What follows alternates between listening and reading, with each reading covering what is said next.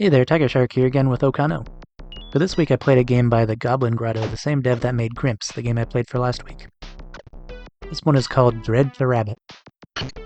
I'll read the description here. The King of Dread, that is what they know you as. High and mighty in Castle Bloodburg as you rule the realms just and fair. However, not all inhabitants of the lands agreed with your reign. One night, the captain of the Wolf Knights, Rorik, enacted his plan to overthrow you. He succeeded in destroying your body, and though that has perished forever, your spirit still lives on. With a plan for revenge, you have fled into the wastelands in search for a new vessel to house your soul. Dread the Rabbit is a turn-based roguelike game with randomly generated maps and permanent death.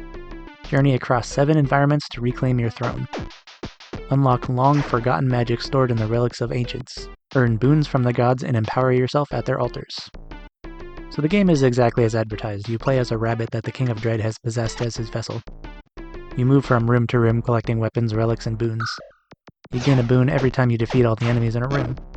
Then you can trade boons at altars for upgrades or items. I'll just say this game is very hard. The weapons each have a durability. Most of them last for 3 uses before breaking, which really feels like not enough. The weapon-to-enemy ratio is definitely skewed in favor of the enemies.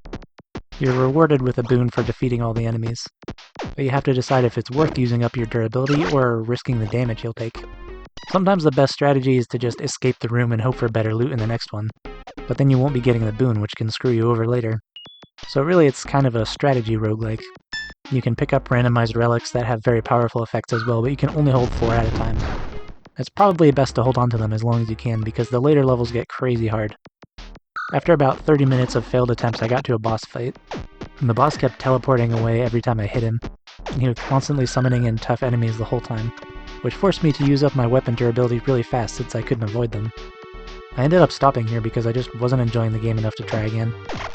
I think with some minor improvements, I would like this one and try harder to finish, but honestly as it is now, it just doesn't feel great to me. I think for the most part it's got all the right ideas, but the execution just makes it more annoying than anything.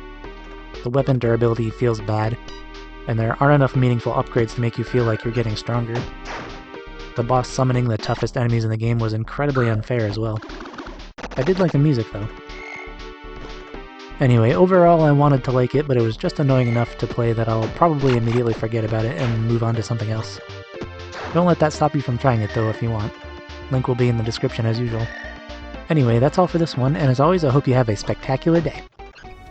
I have other channels and projects that I would love for you to check out. I have a second channel called Drawing with TigerShark, where I illustrate movies I haven't seen based on the Wikipedia description. I have an EP on Spotify called 5,555 Miles as my one-man band called Power Mouse. And finally, I have a clothing brand called Studio Duck Apparel featuring original artwork that I create myself. The links to these things will all be in the description.